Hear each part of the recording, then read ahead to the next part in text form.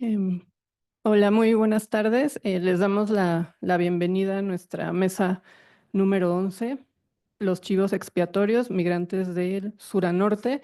La dinámica de la mesa es que, bueno, cada expositor y expositora tendrán 20 minutos para exponer eh, y al final de las exposiciones podremos hacer las preguntas y respuestas para que también cada quien vayan contestando. Entonces, bueno, comenzamos con la primera ponencia. Son los migrantes indocumentados del norte global, ciudadanos globales, explorando la precariedad, la vulnerabilidad y la humanidad en las Américas, de Paul Carr. Muchas gracias por la asistencia.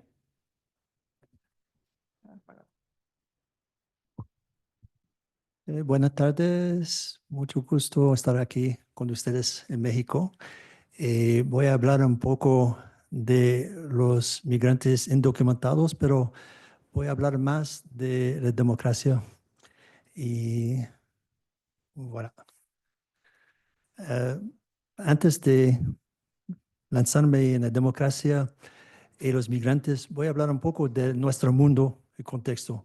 Me gustaría hablar un poco al fin de la noción de la ciudadanía mundial, el hecho que hacemos parte del mundo juntos.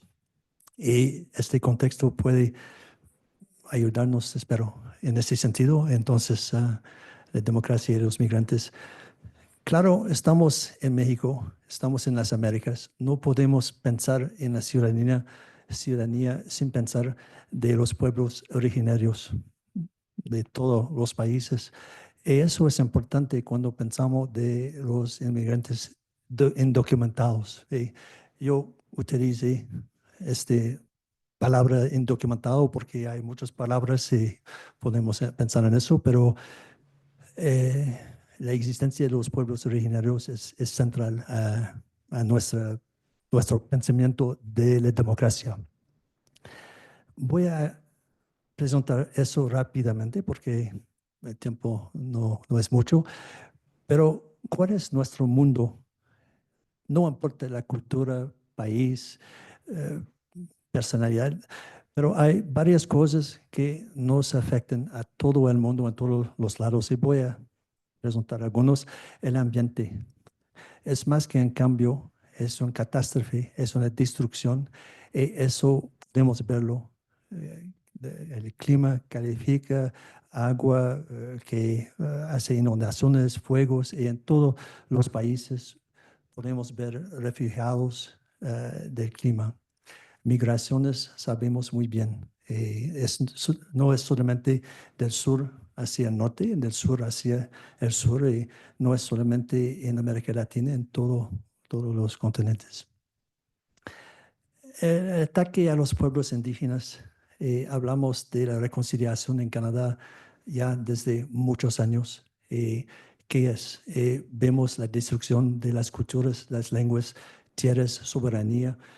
eh, Eso es un contexto para afrontar, hablar de la democracia.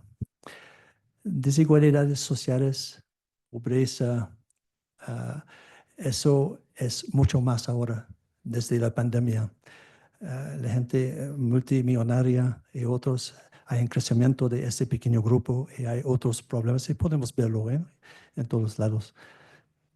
Mm, Como los papeles de Panamá y de Pandora, es decir, que la gente, la más rica de la tierra, no quiere pagar impuestos y eso tiene un efecto sobre nosotros en la educación, la salud. Y, eh, eso es bastante increíble que existe. Racismo y xenofobia, y mi colega Gina va a hablar más de racismo, y eso es un factor importante en todos los lados. Podemos ver nuestro vecino al norte, aquí. ah, Hay cambios importantes ahora para no reconocer la existencia del racismo. Hicimos estudios sobre eso y podemos ver el racismo como un iceberg. Vemos el lado visible, ¿no? Arriba, 10%, pero no vemos uh, los lados civilizacional, cultural, institucional, sistémico, potencial. Entonces, eso es un impacto increíble sobre la humanidad. La situación de la mujer 2025 hablamos todavía de femicidio. ah, Podemos documentar un poco problemas legales, culturales. Eso es una agresión. No es en un lugar, en todos los lugares. Conflictos. El siglo XX fue el siglo lo más sangrante de la historia, pero creo que lamentablemente todavía hay mucho potencial en este siglo de pasar eso. Armas para destruir, matar. Y podemos ver en este momento hay más de 50 conflictos armados. ¿Cómo no hablar de lo que está pasando entre Canadá y México? No tenemos el tiempo, pero es increíble. Canadá se volvió un enemigo importante. Hay ofertas para comprar canales y países, destruir políticas. Hay cambios importantes. Podemos pensar que eso va a pasar, pero eso con respecto a la democracia es otro tipo de fabricación de la política. Entonces, ¿qué es la democracia? Desde la Segunda Guerra Mundial pensamos que la democracia normativa es las elecciones normativas, partidos políticos normativos, instituciones normativas, pero eso no dio resultados interesantes, importantes, porque acabo de hablar de conflictos, ambiente, mujeres, racismo. Entonces, sí hay cambios importantes, pero la democracia normativa, con esas elecciones, eso es difícil. Y los Estados Unidos, ya voy a hablar un poco de Estados Unidos, no es que es un país malísimo y hay gente buena, pero eso es el país que nos presentó la imagen de la democracia pura, más importante, libertad. Eh, entonces, ahora me gustaría hablar un poco de algunas medidas y clasificaciones de la democracia. Porque, ¿qué es? Hablamos, Gina y yo hicimos estudios sobre democracia durante más de 15 años y mucha gente en las escuelas, maestros, otros, no saben que hay una conexión importante entre la educación y la democracia. O es decir que saben, pero no pueden articularlos. Pero no podemos tener una democracia robusta, crítica, involucrada, sin una educación fuerte. Entonces, algunas clasificaciones para la democracia. Voy a ilustrar algunos países simplemente para hablar en la discusión. Estados Unidos, Canadá, Francia, Alemania, Japón, Finlandia y México, países del Organismo Económico de Desarrollo. La Economist de Gran Bretaña hizo un índice de democracia. Los Estados Unidos es en el segundo nivel de democracia defectuosa, utilizando varios criterios de justicia, involucramiento, elecciones. Entonces, hay otros grupos, ya trabajé con muchos datos diferentes en el índice Our World in Data, que puse Estados Unidos 29 sobre 167 países. Es decir, que es un país que no está arriba para hablar de eso. Y el OECD, con respecto de el involucramiento cívico, podemos ver 28 de 41 países con respecto de la desigualdad, casi el último.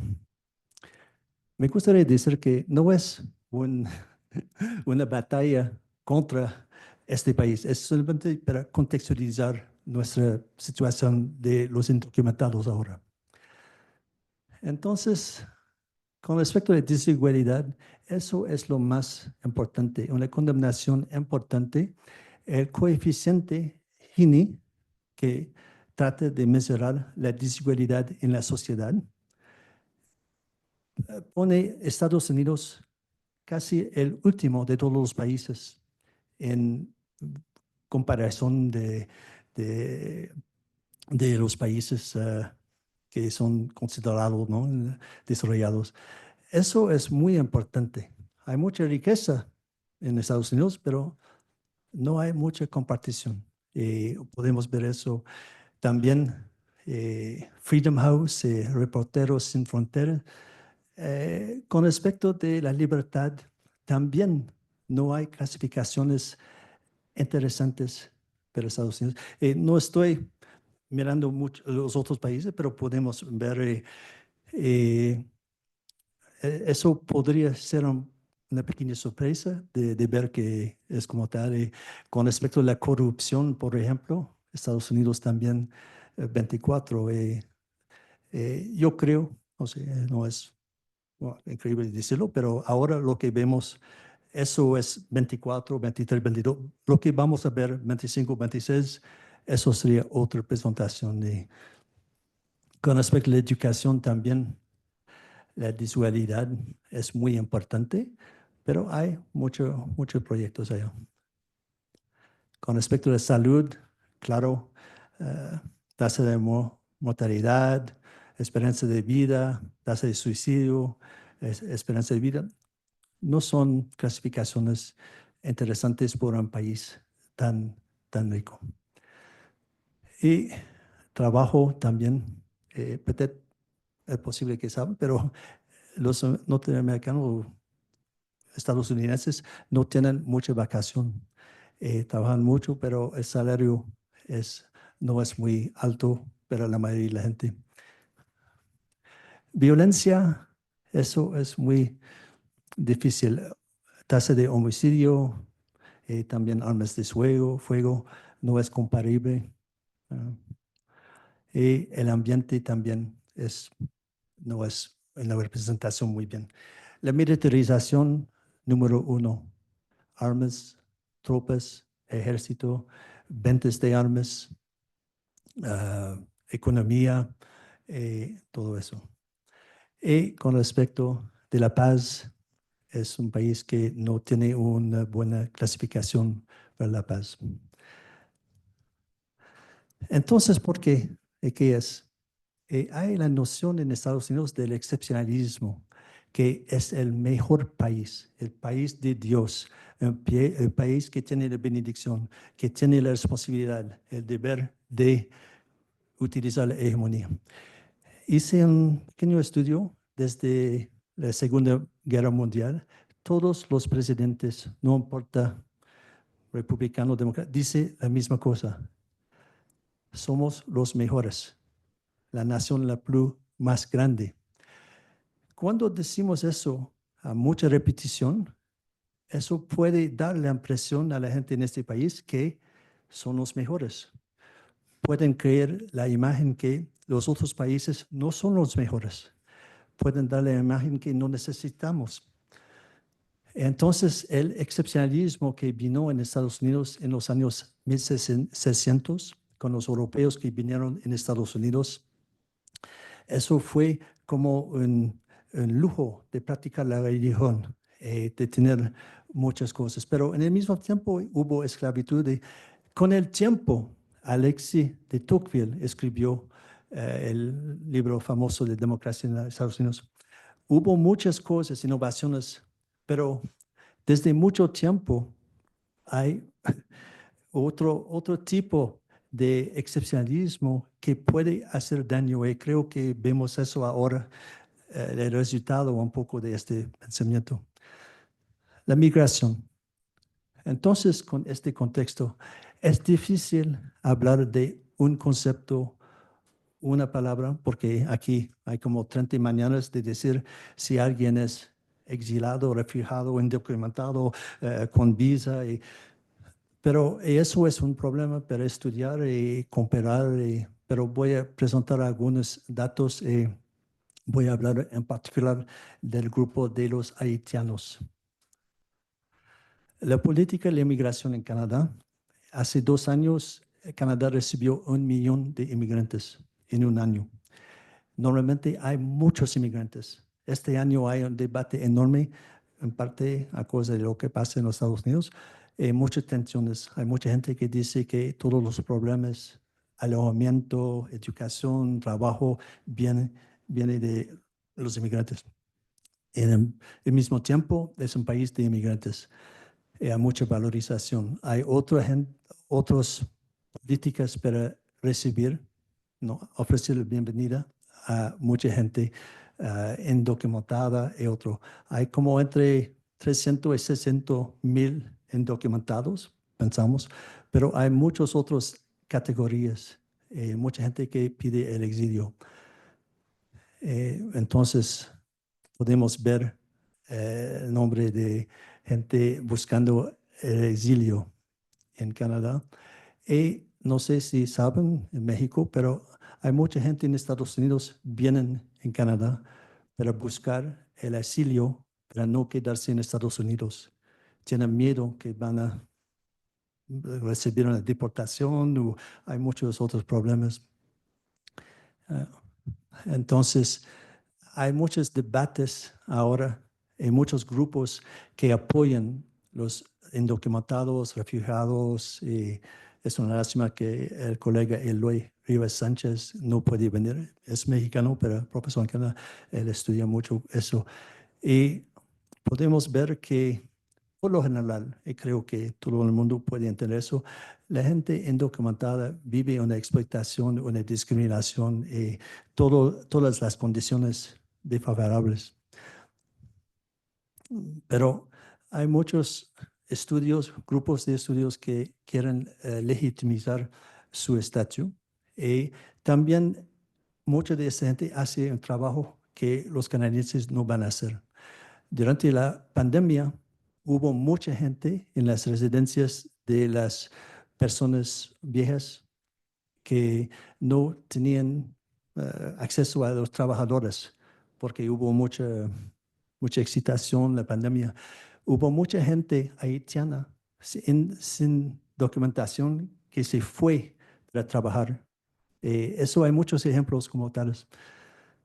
Entonces, los migrantes haitianos en Canadá, yo hice una pequeña comparación con Estados Unidos, pero Canadá proporcionalmente recibe más de inmigración que Estados Unidos, más de refugiados, más de buscadores de exilio.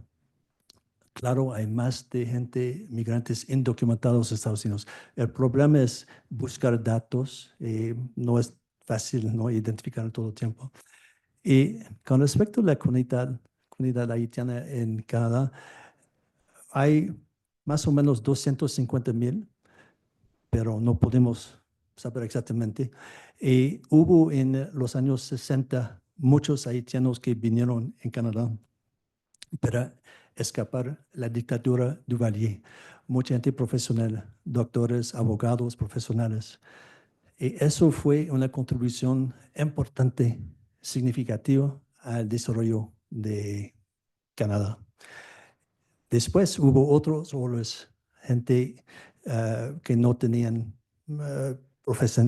estatus profesional, pero ahora, 60 años más tarde, hay instituciones, asociaciones, hay infraestructuras para apoyar los inmigrantes, pero hay mucha instabilidad. ¿Cómo tú vienes como inmigrante, refugiado? Podemos ver Haití, es un país de más o menos 12 millones ahora.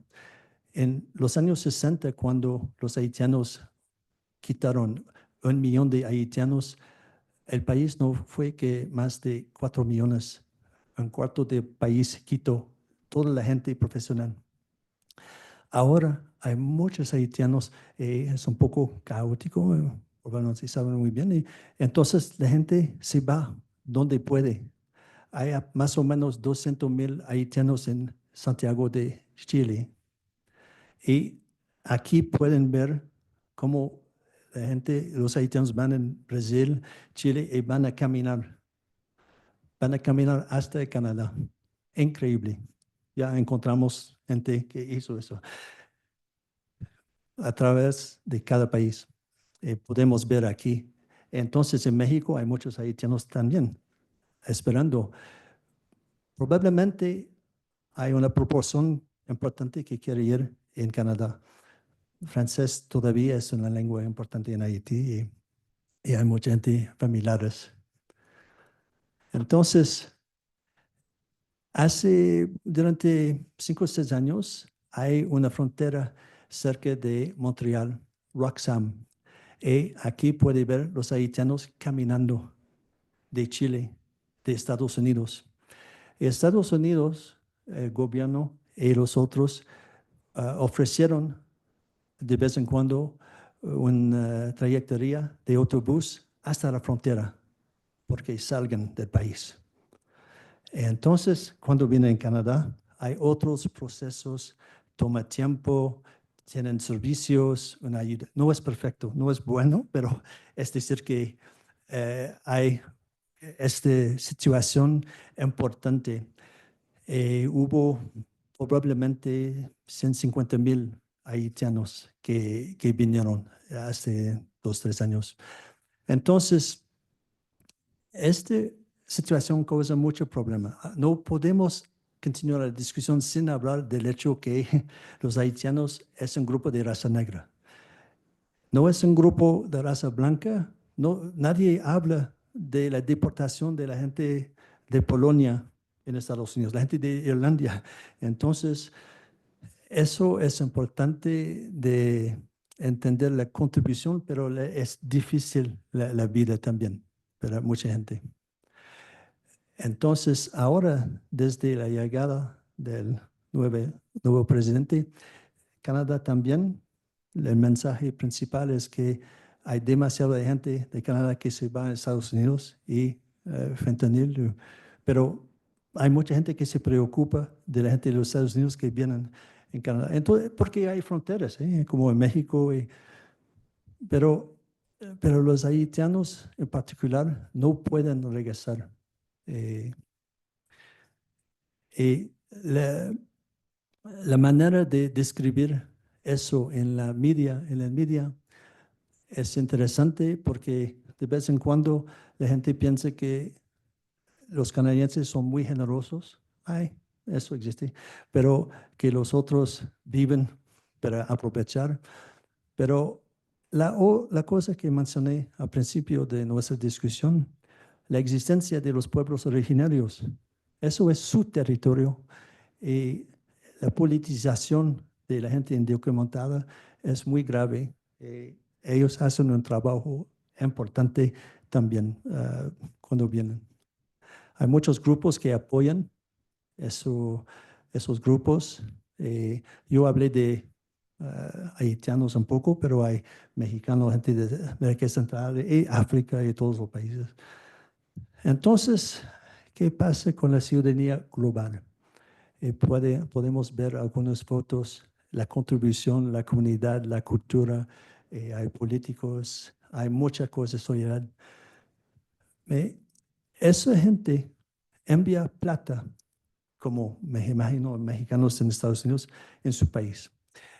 Esa gente necesita atravesar 15 países, necesita fuera escondido de las autoridades. No pueden ver sus hospitales, escuelas. Necesitan trabajar con la discriminación. Entonces, ellos viven una ciudadanía mundial, global, importante, porque ellos no es la gente que quiere destruir el ambiente, quiere hacer comunidades y eso es una manera interesante que como el golpe a la salud mental que vive, pero es muy noble que continúen con todo ese estrés. Entonces, una democracia comprometida, necesita una ciudadanía comprometida con el diálogo. El diálogo de Paulo Freire involucrado, concientización. La única manera de hacerlo es de incluir todo el mundo, los indocumentados, documentados, todo el mundo. Voilà. Muchas gracias.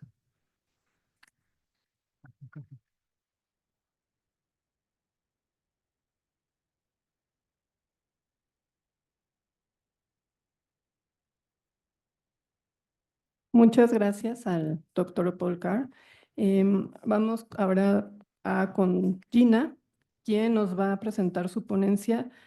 Me permití traducirla en español porque mi pronunciación en francés no está para exhibirme aquí frente a todos. Entonces, existe un lugar para los antillanos de ascendencia africana en el norte de Abya Yala. Muchas gracias, Gina. Le cedemos la palabra. Muchas gracias. Kwei Kwei. Buenas tardes a todos. Es un placer para mí de estar aquí en México, en la UNAM, con vosotros. La próxima vez que vengo aquí, la próxima vez me voy a presentar en español. Entonces, hoy, mi lengua es francés, su lengua es español, entonces me voy a presentar en inglés. Norteamericana, ¿no? Norteamericana. ¿On a pas fait pour moi? OK. Paul said that there is a lot of Haitian in Quebec, Canada, al norte. And there is a social representation of migrants in Quebec, Canada.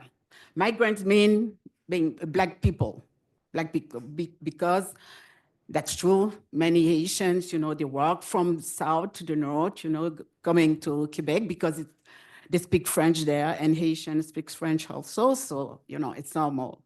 But in Quebec, being a migrant, it's not a really good situation.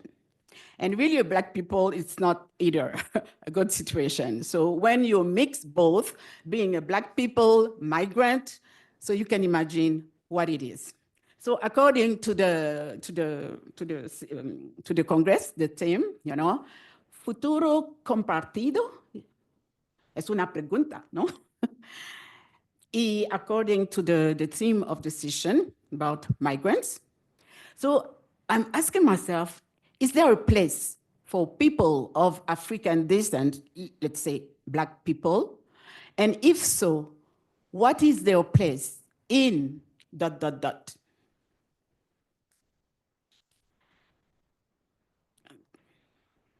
So the summary of the presentation is introduction. I hope she's going to be very gentle with me. Introduction, and first, el contexto, and second point, I don't see, the situation of people of African descent, a framework in order to understand what's going on, and then an imperativo ético for people of African descent.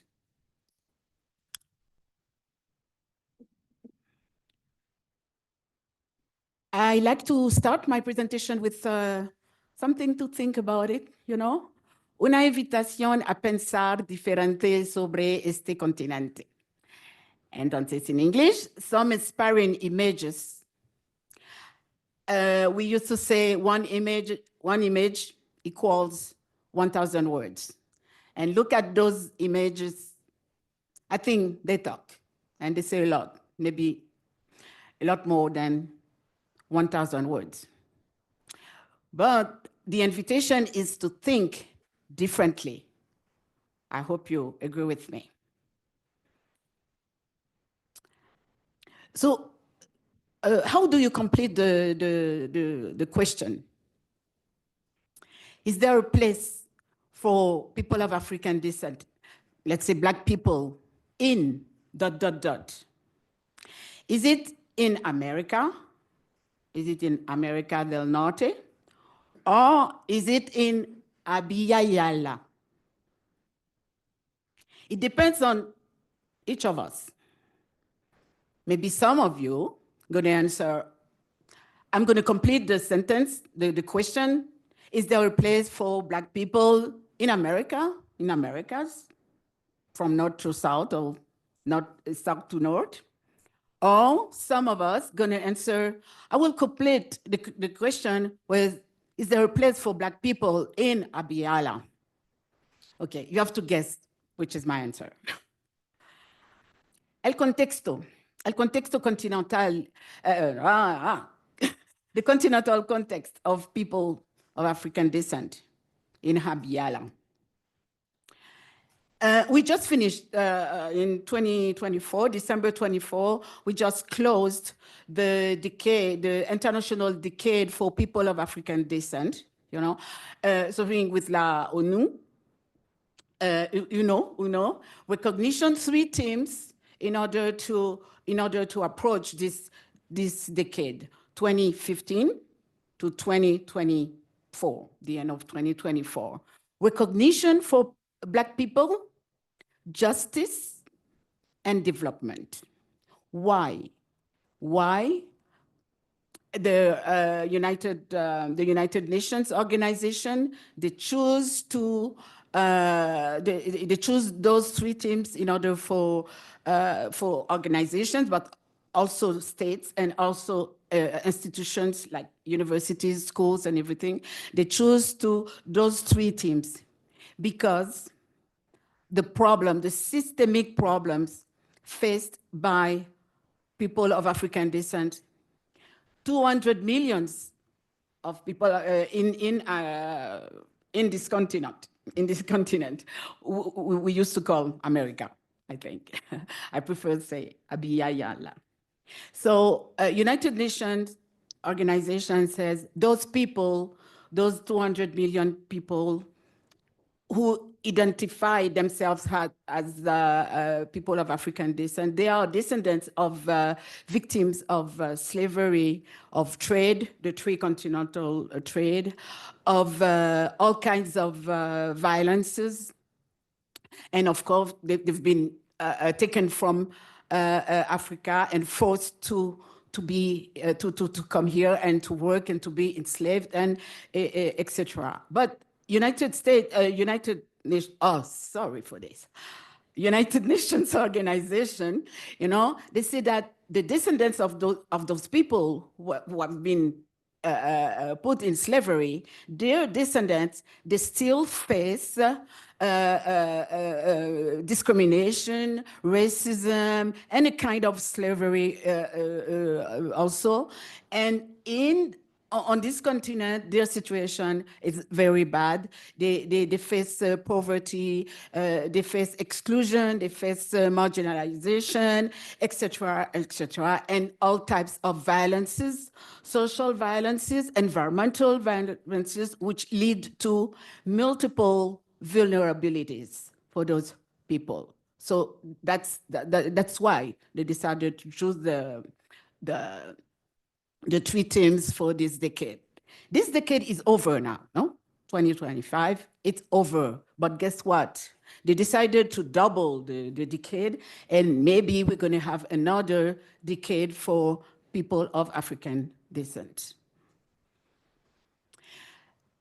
What is the situation of people of African descent here in Abiyala for almost 5 centuries? I choose those images. Again, 1 image equals 1,000 words and more. Do you see those pictures? Watch them carefully.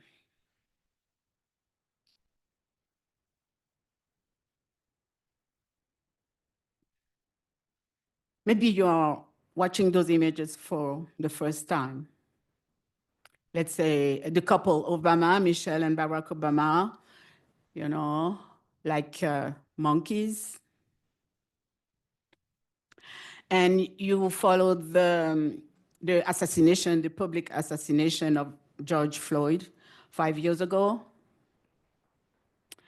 And I don't know if you knew about the zoo, human zoo. They used to, like, the kids, they like to go to the zoo to see animals. But those zoo, they were, presenting human, Black people, and others. So this is the situation. Those images, I think they talk for themselves. about what is the situation of Black people, of people of African descent in Abya Yala for almost 5 centuries, exactly 500 plus 33 years. That means in total. Oh, okay. Paul said that among those 200 million, there was 1.5 million of Afro-Mexican. So the situation faced by Black people is systematical, chronical racism against Black people, like anti-Black racism. And this racism, this continuous racism, this everyday racism, it's not only social, it's also environmental. So there is environmental racism because Black people usually they live in the worst part of the of a city of a country where there is a lot of threat, intoxication, pollution, and everything.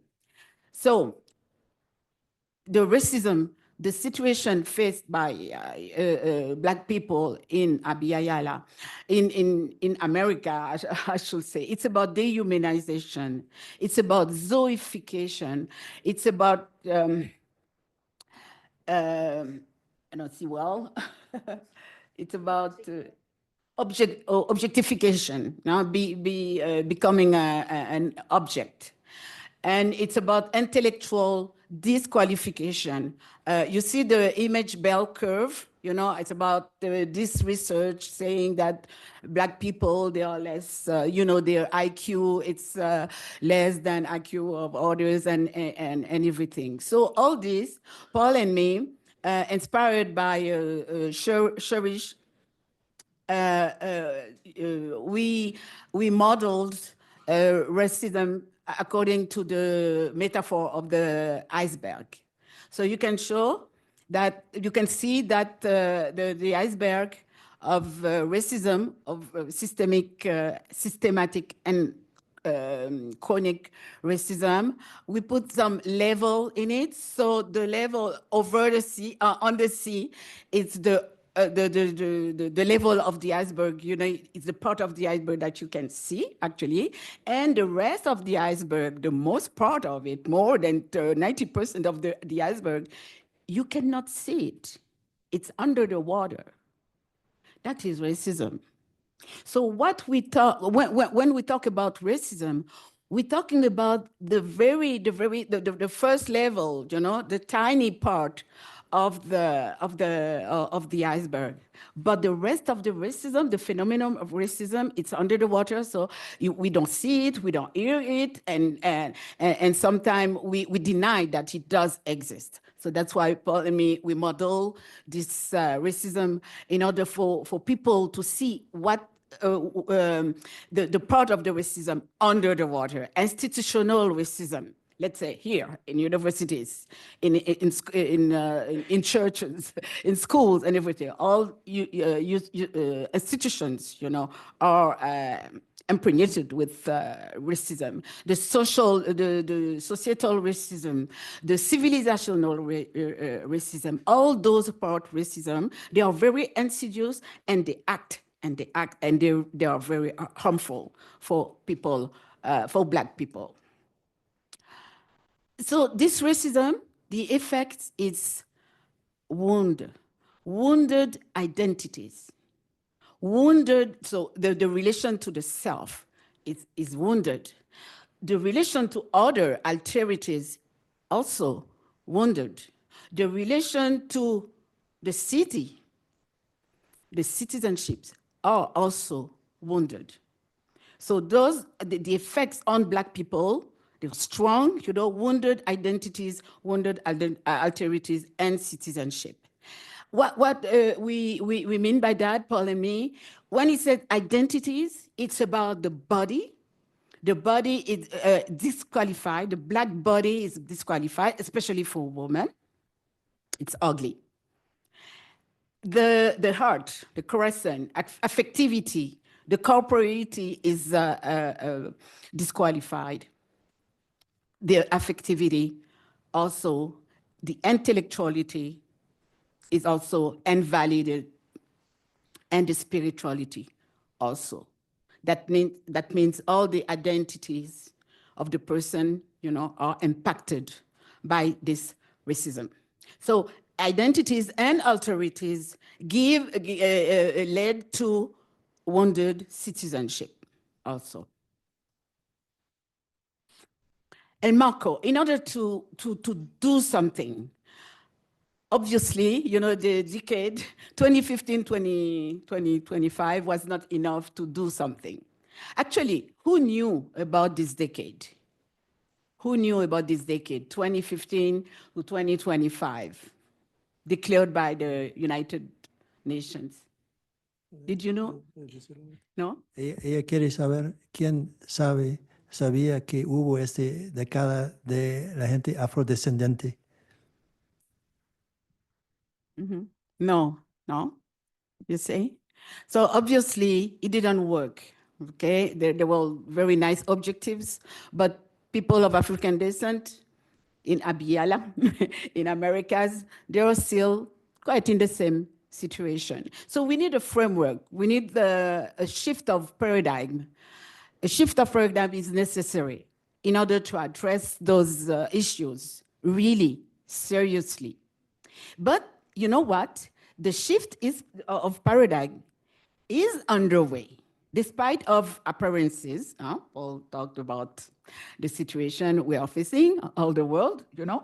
But there is a shift of paradigm which is underway now. We are changing the paradigm of coloniality for a paradigm of decoloniality. Two important precursors of this movement, the new paradigm which is emerging. You know them, I'm sure. Aimé Césaire, the thinker from Martinique, and from Martinique also, Frantz Fanon. So maybe you say yes, yeah. So you've read their books, and the Wretch of the Earth for Frantz Fanon, it's a classic, no?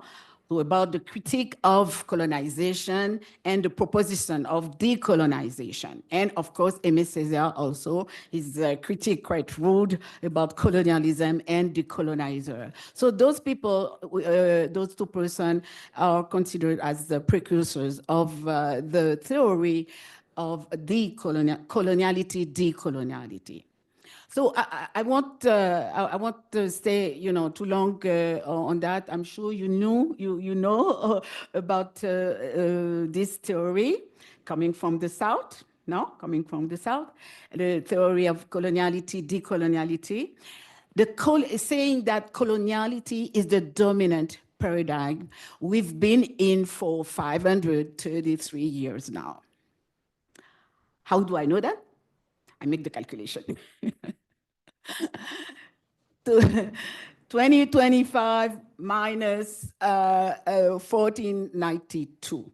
Everything started there at this moment, you know, when Columbus arrived, apparently, This was an earthquake for this continent. It was a serious, a strong earthquake. And the aftershock of this earthquake, we still feel them, and especially Black people. So more than 500 years later, I think something has to be changed, no? That's why the theory of coloniality, decoloniality is so important for me anyway, and I'm sure for you, for some of you. Decoloniality is latent, it's emerging, but despite of what's going on here and everywhere in the world, and especially up north, United States, there is no America, United States, this paradigm is emerging anyway, and especially now in the academy. The academy was reluctant to accept this theory, but fortunately we had activists, artists who were there to fight, to have struggle against the coloniality and the abuse of power of coloniality. Coloniality is about power over people. Quijano, the Peruano, the philosopher, Peruvian, wrote about the colonial matrix.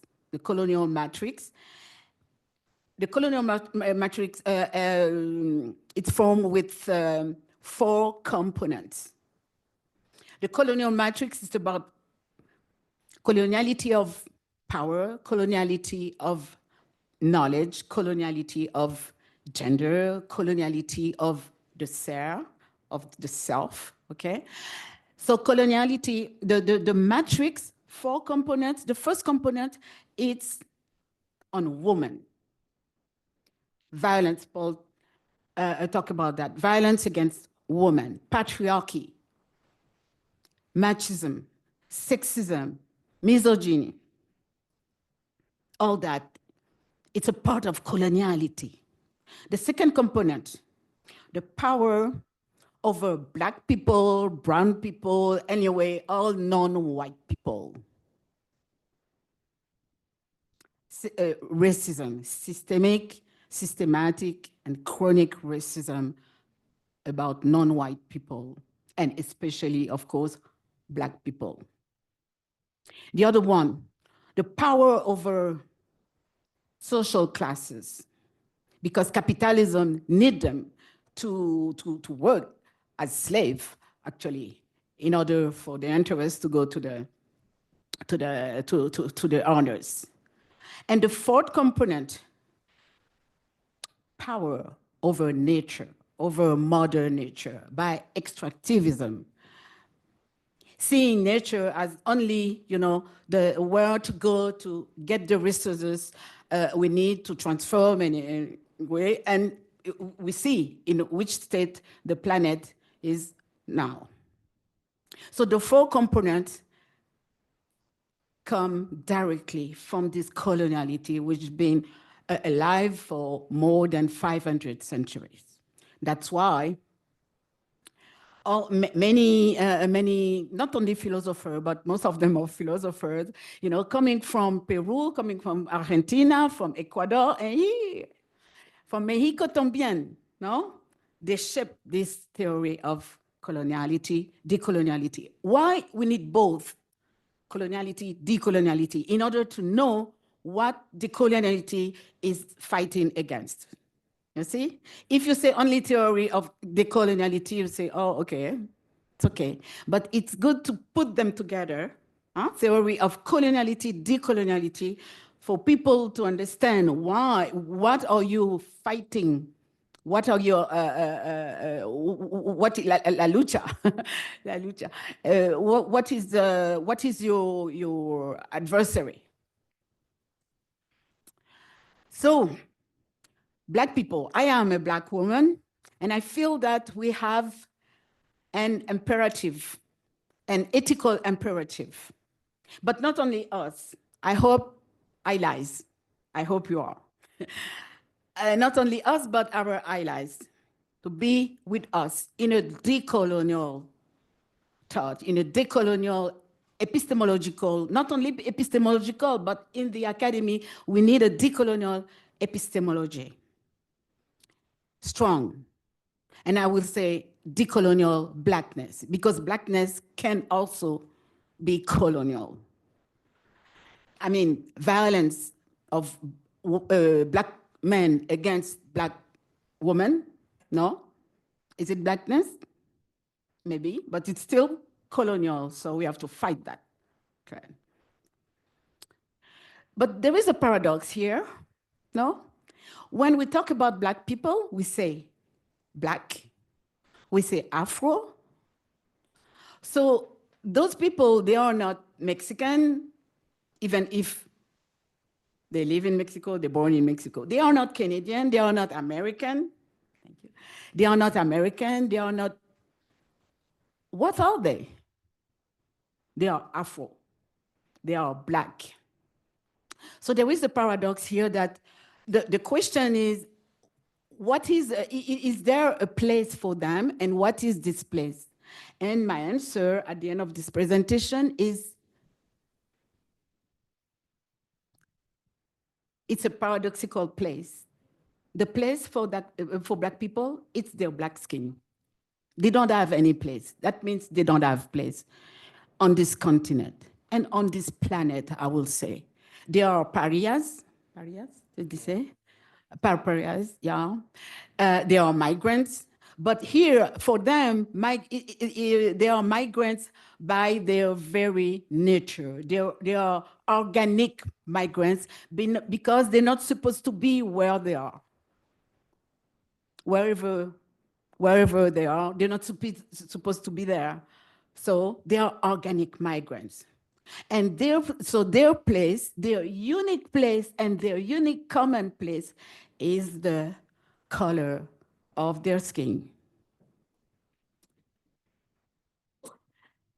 Those people, as I said, they are not American, Canadian, Mexican, they are Afro. So in a decolonial pathway now, no, I would say no.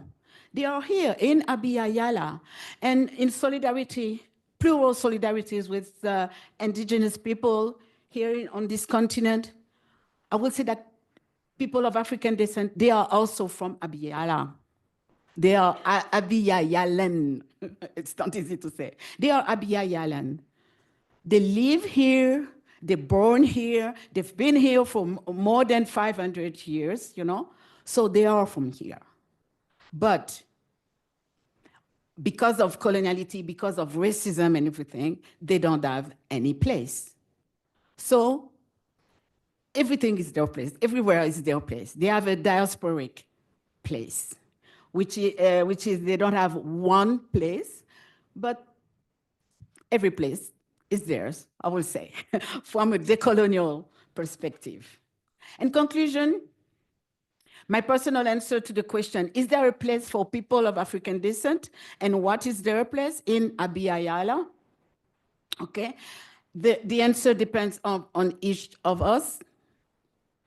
Do we choose America, which is a colonial name for this continent, coming from Amerigo Vespucci, the Italian explorer?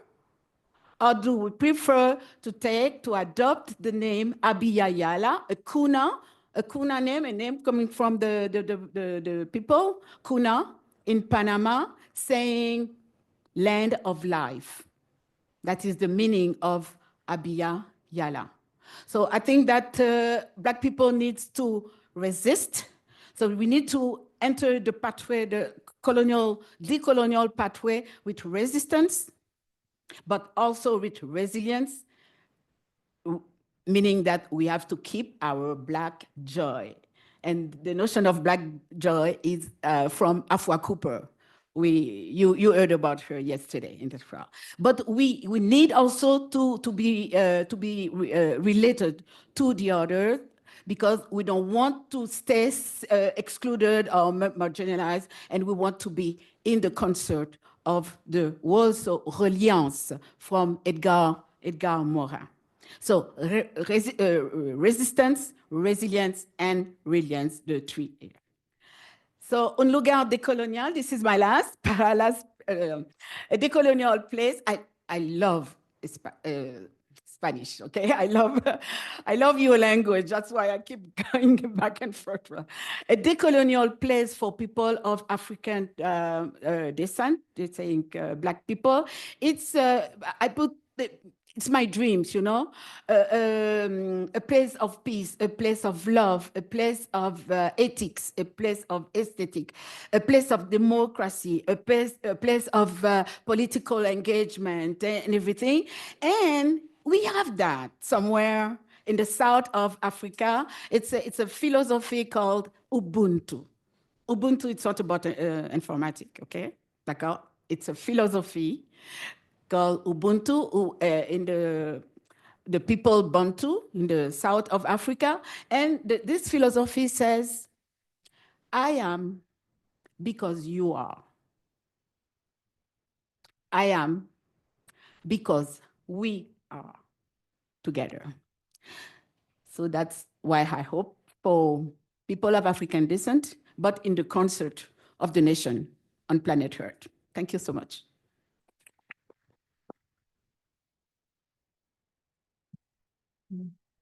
Muchas gracias, Gina. Les recordamos que pueden ir guardando sus preguntas y comentarios para el final. Ahora vamos con Trilce Ovilla, quien nos presenta Caravanas Migrantes, Efectos y Consecuencias, una mirada desde lo social, lo jurídico y lo político. Muy buenas tardes. La verdad es que debo empezar por agradecer la invitación a participar en esta mesa con grandes catedráticos, Emanuel obviamente, Paul, Gina, y agradecer la moderación de Mariana.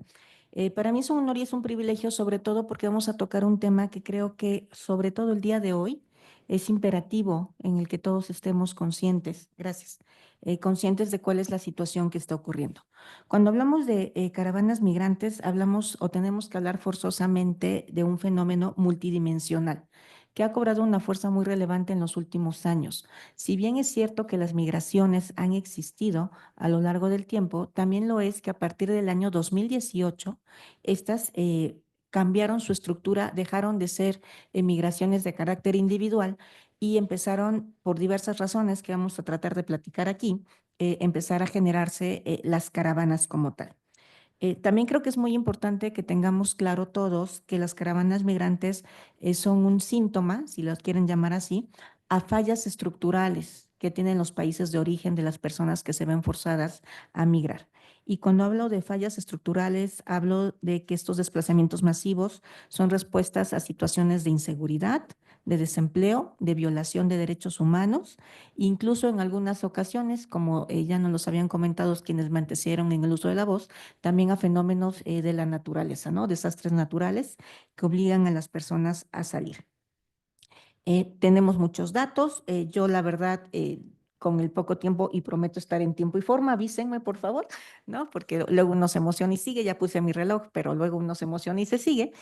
Yo, la verdad, intenté hacer un análisis que se basa, o la metodología que utilizamos para hacer esta presentación, se basa en la revisión de fuentes oficiales y reportes de organismos internacionales, como el Instituto Nacional de Migración en México, el Departamento de Seguridad de Estados Unidos y organizaciones como la Oficina del Alto Comisionado de las Naciones Unidas para los Refugiados, la ACNUR, ¿no? A través del plan internacional que ellos mismos han manifestado y han publicado en diferentes partes.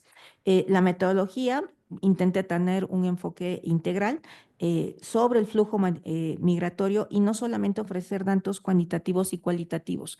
El tema de la ponencia es sí hablar de las caravanas migrantes, pero sobre todo ver cuál es el impacto que se tiene.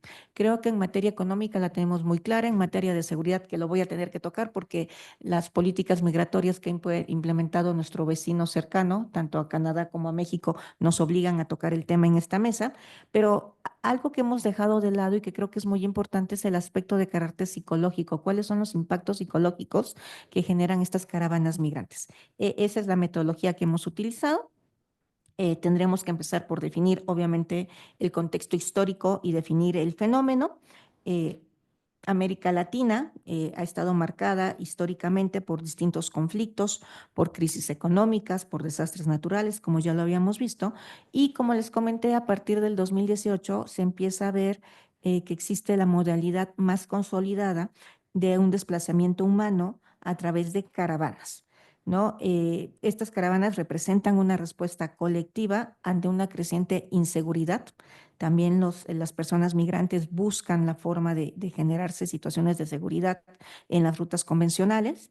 Y al agruparse también, y esta parte es muy interesante, las caravanas no solamente buscan esta protección solidaria y compartida que se tiene, ni esta idea tampoco de no voy solo, hablando de resistencia y de compartir y de resistir, de la que nos hablaba Gina en su momento, sino que además empiezan a convertirse en fenómenos de carácter político, porque buscan la visibilidad de que se están moviendo, que están buscando nuevos lugares para vivir, quieren llamar la atención de la opinión pública y quieren llamar también a las autoridades a generar un debate de carácter político sobre los derechos y las necesidades de las personas.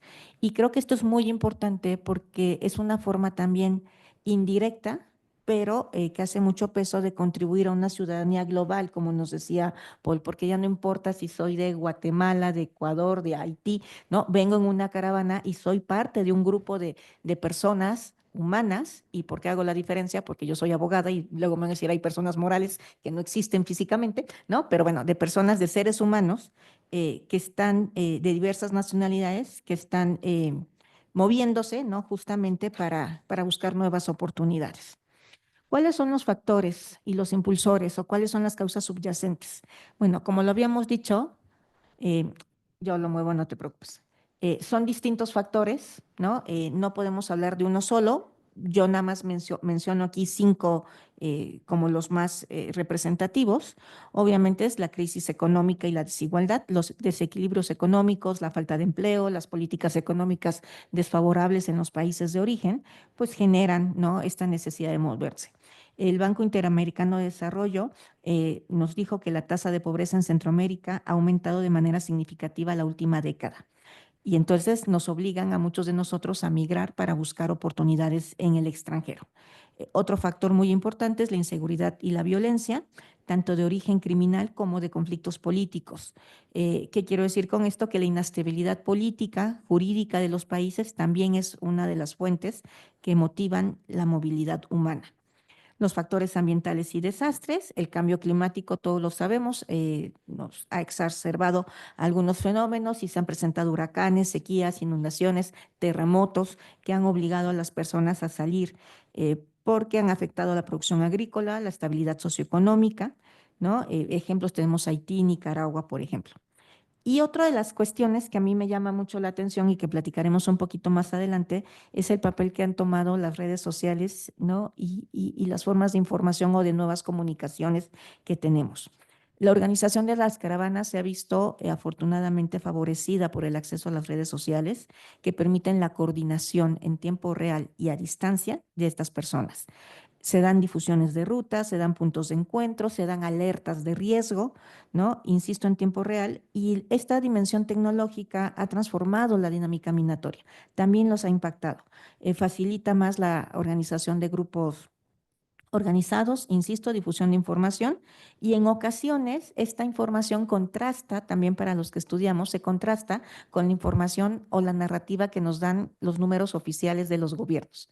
De repente nos dicen, no, y la caravana es de 10 personas y resulta que las redes sociales nos enseñan que es de 100 personas, ¿no? Y entonces esto nos ayuda también mucho a comprender el fenómeno.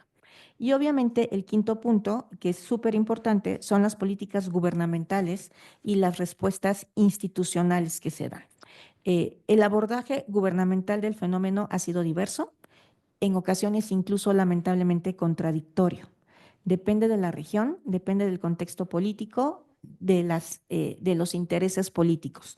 En el caso de México, es un país considerado de tránsito, pero también de destino. Estas políticas, estas situaciones han cambiado en los últimos años a raíz de las políticas migratorias de Estados Unidos.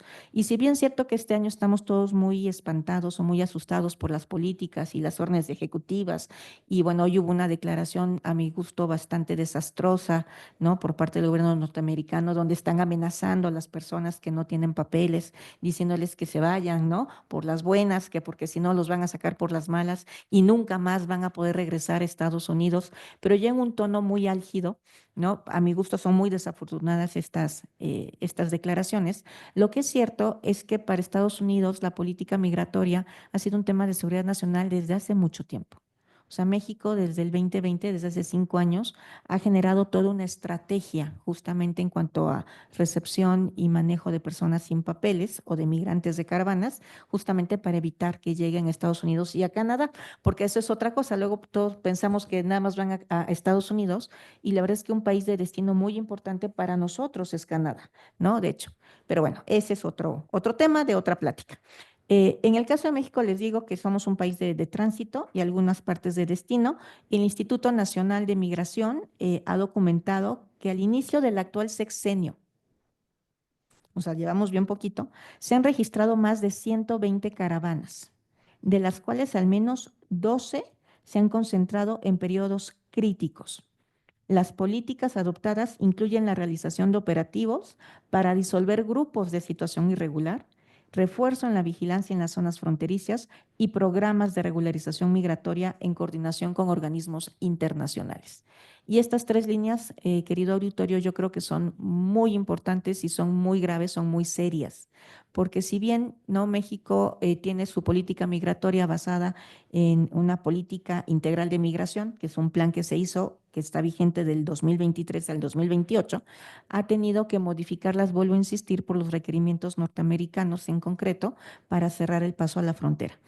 Y sí hemos abierto albergues y sí hemos hecho muchas otras cuestiones, pero también estamos diciendo que estamos tratando de disuadir y no siempre a través de la ideología a las personas que están moviéndose o que están con movilidad para buscar otras oportunidades de vida.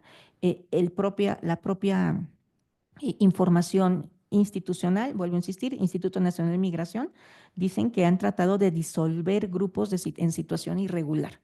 No dicen cómo, pero lo están diciendo. Yo creo que esto es importante y que habría que traerlo en el radar siempre, porque hablamos de personas. Ahora bien, ¿cuáles son los desafíos? ¿No? Porque tenemos distintos desafíos, ¿no? Pues hay desafíos físicos, desafíos psicológicos, éticos, ¿no? Dentro de los desafíos físicos, pues obviamente están los que todos conocemos. Los migrantes que integran caravanas se encuentran frente a muchos peligros, desde el crimen organizado, exposición a condiciones extremas, y hablo desde altas jornadas caminando a pie, la falta de agua, de servicios médicos, de asistencia psicológica, etcétera, hasta pues las inclemencias del tiempo. Si hace calor, si hace frío, pues obviamente les impacta en sus movimientos. También tenemos un impacto psicológico en la salud mental. Están en constante estrés, hay una incertidumbre sobre su futuro inmediato, lo cual puede generar algún tipo de traumas y pueden derivar incluso en situaciones de violencia. También muchos de ellos viven separaciones familiares, es decir, solamente se va el papá, la mamá, ¿no? O algún hermano, y bueno, y dejan a la familia en los lugares de origen. Hay estudios del Instituto Nacional de la Salud Pública en México que han evidenciado que las personas migrantes tienen altos niveles de ansiedad, de depresión, y que se pueden llegar incluso a catalogar como trastornos de estrés postraumático, ¿no? Cuando están en rutas migratorias por tiempos muy prolongados. No está de más decir que esto es un problema ya de salud pública y que afecta a los países de tránsito y obviamente a los países de destino, ¿no? Si no estamos equilibrados psicológicamente, podemos tener obviamente muchísimos problemas. El sexto problema, bueno, no es el sexto problema, es uno de los desafíos que se tienen también que ver, que está dentro de los riesgos y factores, son los dilemas éticos y el respeto a los derechos humanos.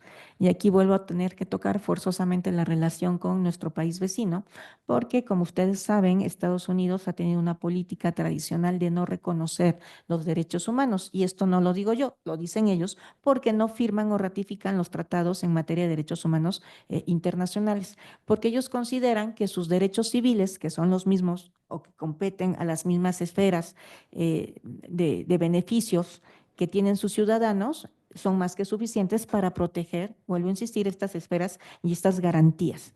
Y si bien es cierto que sí, les diría yo en una primera instancia, lo que también es cierto es que ellos solamente reconocen a los derechos civiles a las personas que están con un estatus migratorio de acuerdo a su legislación, es decir, a las personas que entran con documentación.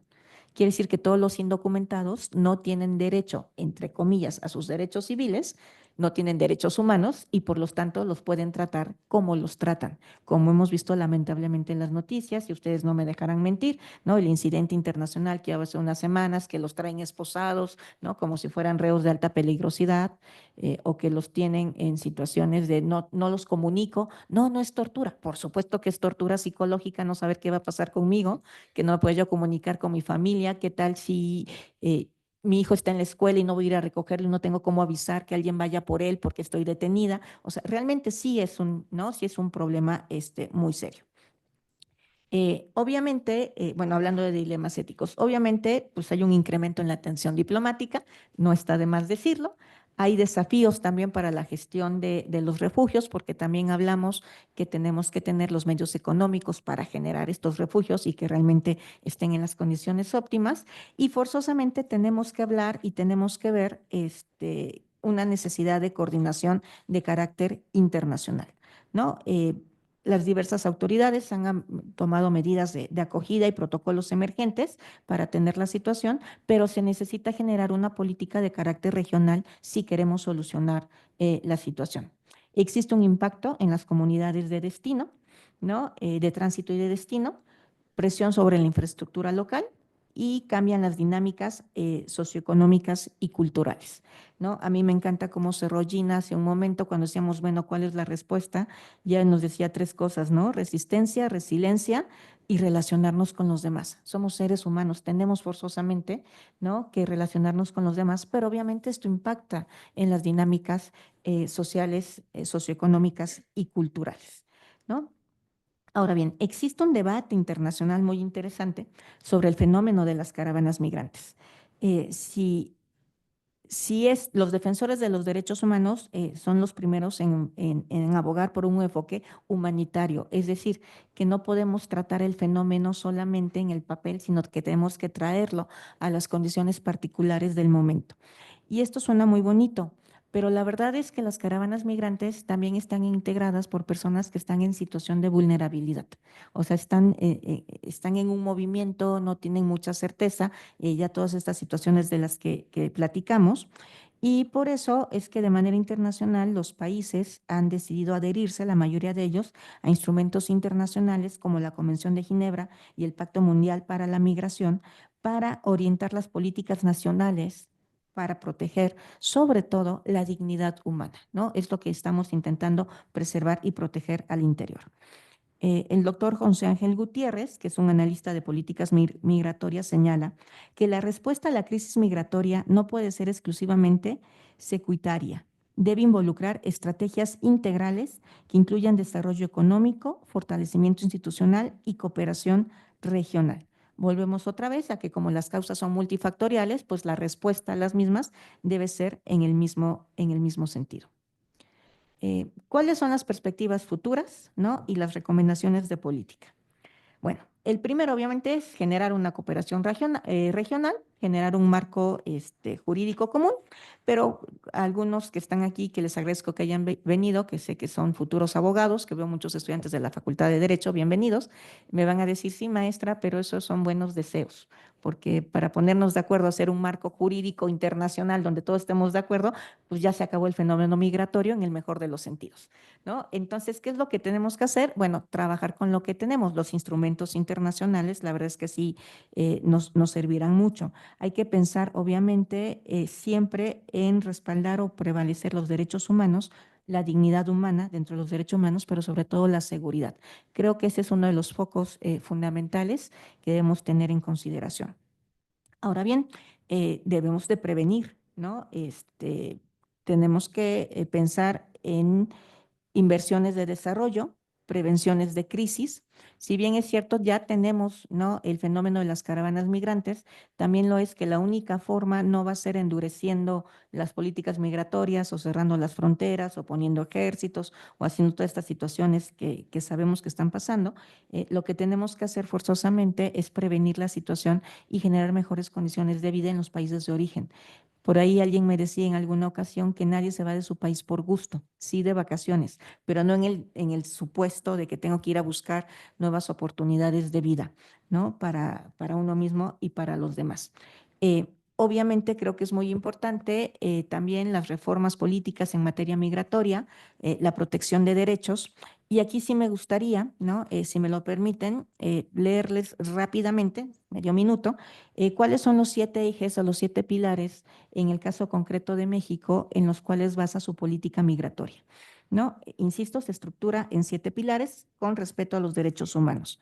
Responsabilidad compartida, ¿no? Migración regular y segura, gestión de migración irregular, fortalecimiento institucional, protección de connacionales en el extranjero, integración de migrantes y desarrollo sostenible.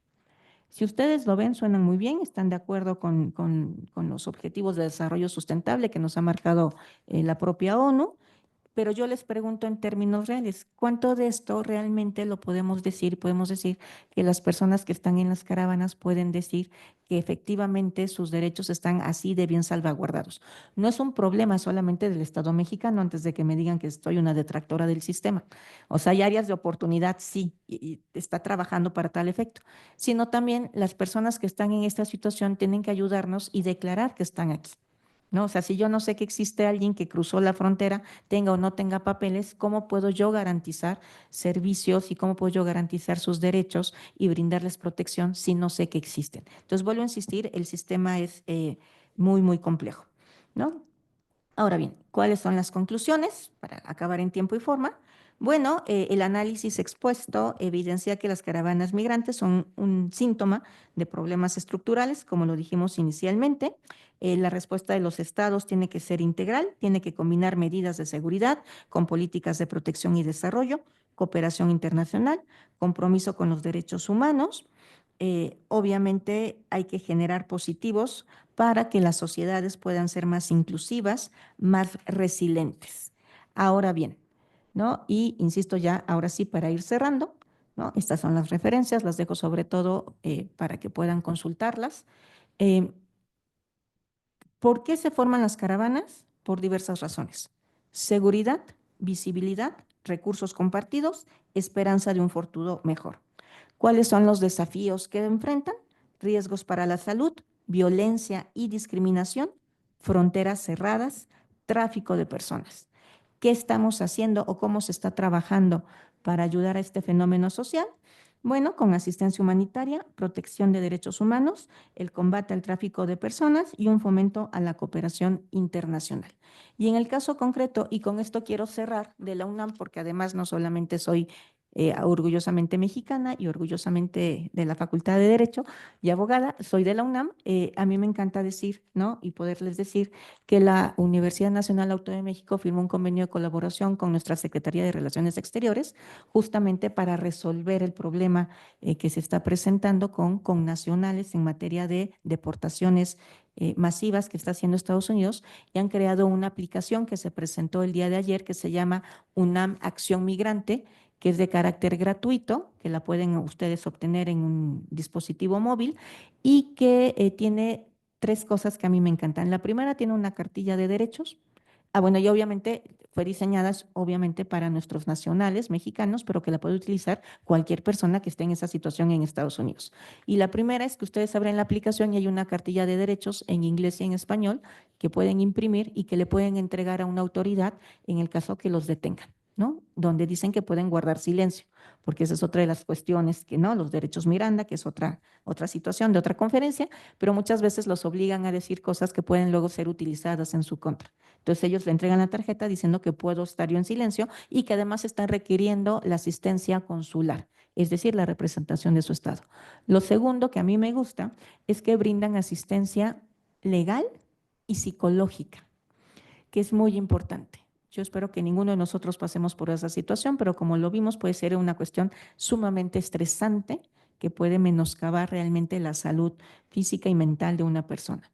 Y entonces el poder hablar con alguien y que le den un apoyo psicológico por expertos creo que es muy importante y que muchas veces no tomamos en consideración. También hay apoyo legal, no solamente para efectos de las deportaciones, sino, por ejemplo, ya me deportaron, pero dejé patrimonio en Estados Unidos. ¿Qué pasa con ello? O me deportaron a mí, pero tengo familia que se quedó. ¿Qué pasa con eso? Entonces, hay también una red de apoyo jurídico que creo que es muy importante.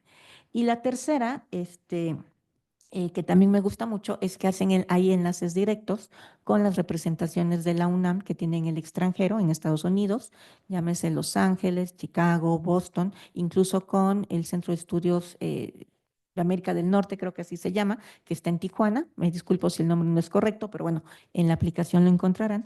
Y esto demuestra la corresponsabilidad social que la UNAM tiene con el pueblo de México y con el pueblo de Latinoamérica. Les agradezco mucho su atención.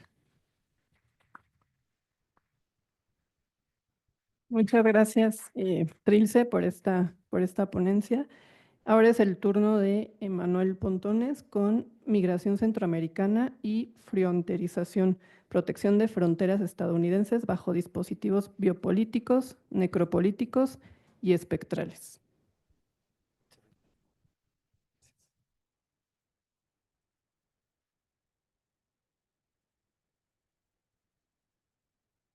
Ok, buenas tardes.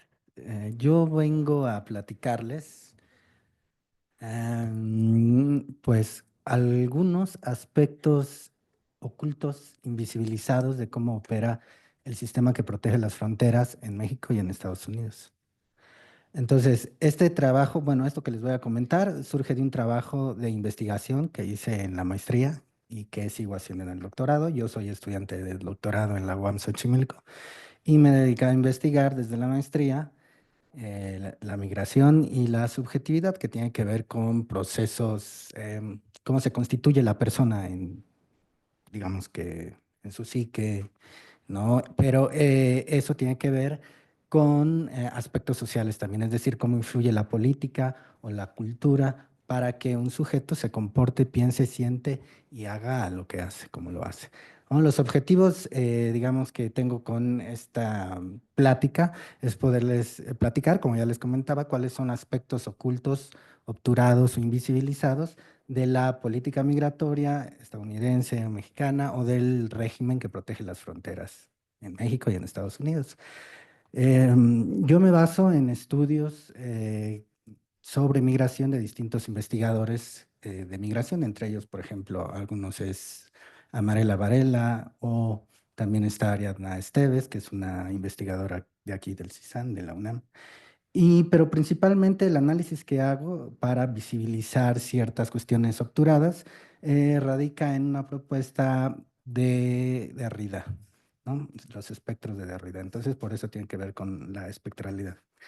Más adelante voy a comentar en qué radica esa propuesta de Derrida, ¿no? Y bueno, la metodología que sigo es, yo he participado en distintos albergues migrantes como psicólogo voluntario. Y ahí lo principal, una de las principales cuestiones que hacía era platicar con los migrantes. Entonces, ¿por qué platicaba con los migrantes? Porque de esa manera yo podía realizar mi investigación, conocer sus experiencias, ya que los migrantes presentan mucha resistencia a participar en talleres, en grupos de reflexión, muchas veces en entrevista, pero cuando platicas con ellos, pues sin problema te cuentan sus experiencias. Yo me voy a basar en la experiencia de Carlos, fue un migrante que conocí en uno de los albergues que estuve, el albergue es Casa Tuchal. Él era un hondureño que tenía 20 años y cuando me platicó esto era su segundo intento migrando, yo lo conocí antes, bueno, desde su primer intento, y él se dedicaba a, bueno, recolectar café, ¿no? Y aquí en México lo que hacía para ganar un poco de dinero era pintar cuadros. Eso lo aprendió en el albergue. Entonces cuando iban de visita a alguna universidad o a algún evento, los vendía. O cuando algunas personas iban a visitar el albergue, vendía sus cuadros. Entonces ese es, digamos que el contexto de un poco de Carlos. Y me voy a centrar en su proceso sobre la condición de refugiado.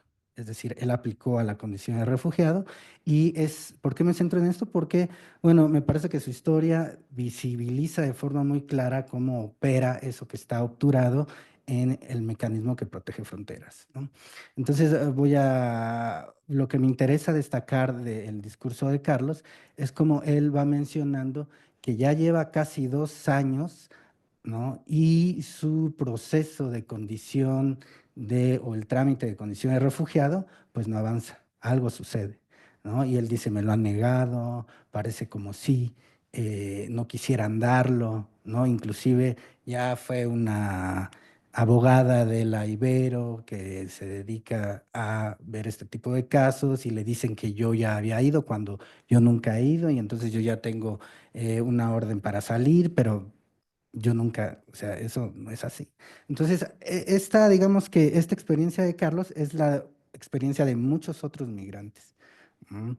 Y la cuestión tiene que ver con qué es lo que está operando para que los migrantes, como decía Trilce, perdón, Trilce. como decía Trilce, tengan una experiencia de incertidumbre, pero también por qué los migrantes, si están de tránsito, no llegan a la frontera.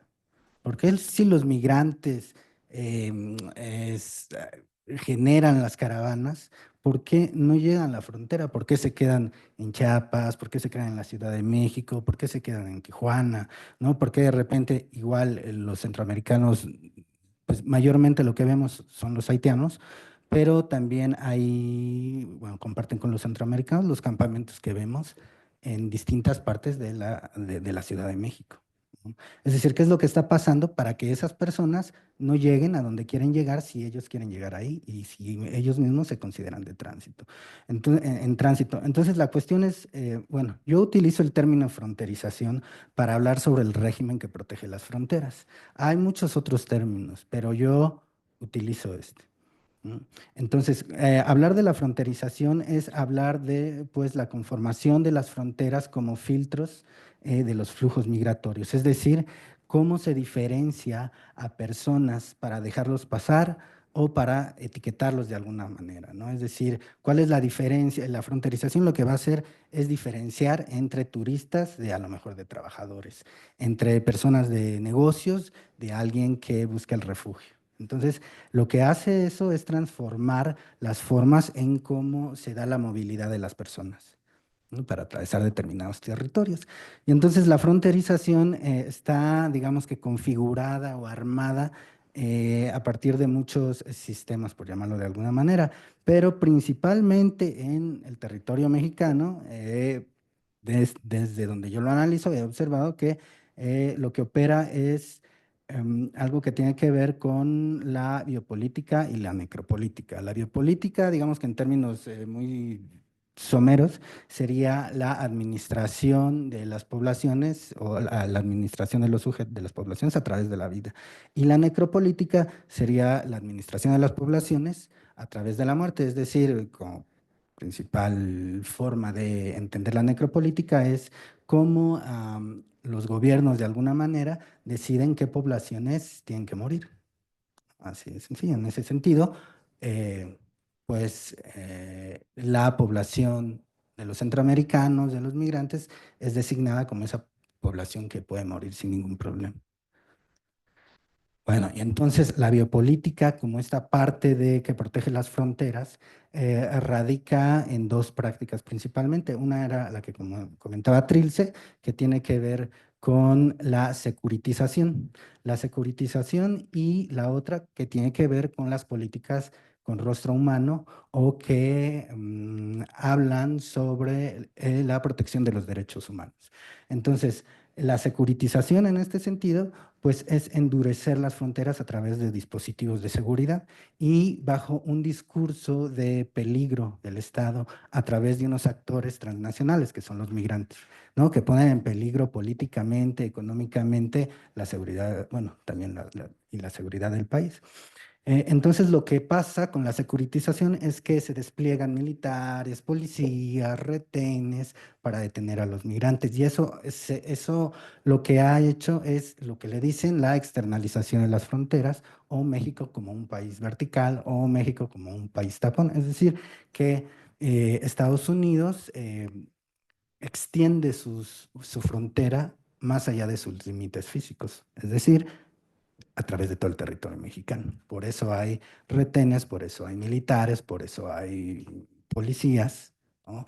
Entonces, esas son las formas de securitización. Y lo que tiene que ver con las políticas con rostro humano tendría que ver en este caso con procesos administrativos del asilo o en Estados Unidos o del refugio.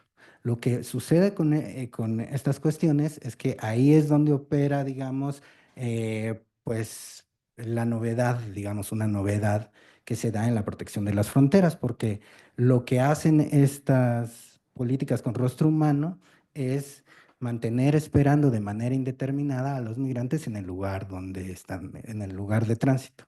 Cuando ellos aplican a la condición de refugiado o al asilo, se tienen que quedar en algún sitio específico de la Ciudad de México, ya sea en Tijuana, bueno, en el norte o en el centro.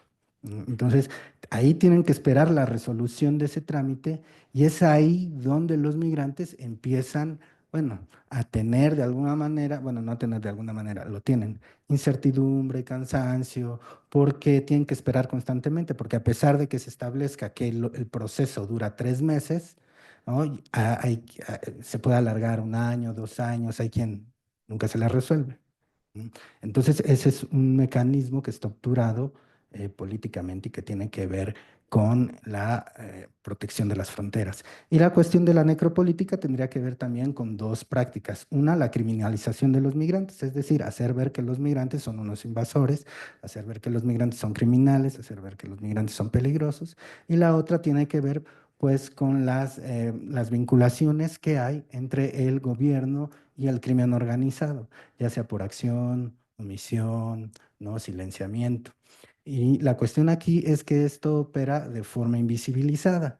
Y eso tiene que ver con la necropolítica porque lo que sucede es que esta vinculación lo que hace es exponer a la muerte a los migrantes, porque bajo su condición de irregularidad, ¿no? Los migrantes es más fácil que sean em, secuestrados por el crimen organizado, asesinados, torturados. Bueno, entonces la cuestión de la fronterización, lo que les comentaba, digamos que este elemento novedoso, por llamarlo de alguna manera, porque tiene relativamente poco que en los estudios, por lo menos en la ciudad de, bueno, en el territorio mexicano, hasta donde yo he visto, se habla de eso, que tendrá como 4 años, quizá un poco menos, sobre la condición de espera, ¿no? Es un proceso que tienen a la espera. Entonces, eso tiene que ver, como les comentaba, con un proceso administrativo que es el de la condición de refugiado o el asilo en Estados Unidos.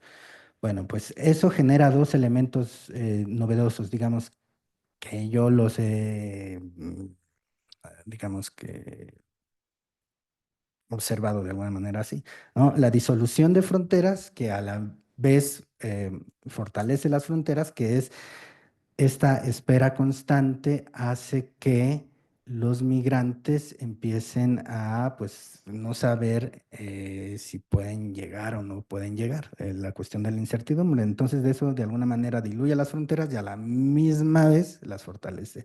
Y esto genera, esta práctica de la espera genera que el territorio de tránsito se transforme en territorio de espera.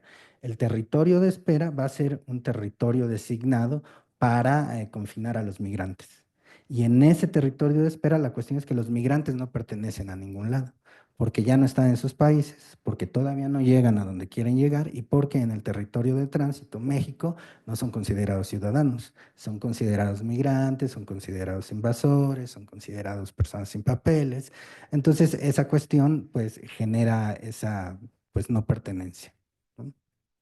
Ah, bueno, y aquí voy a recurrir digamos que a la plática que tuvieron unos inmigrantes cuando estaba haciendo una práctica lúdica con ellos. Y entre ellos empezaron a hablar de lo que iban a hacer cuando llegaran a la frontera, ¿no? Si no mal recuerdo. Pero la cuestión interesante aquí es que este chico, eh, pues lo que dice es, todavía estoy en la mitad, ¿no?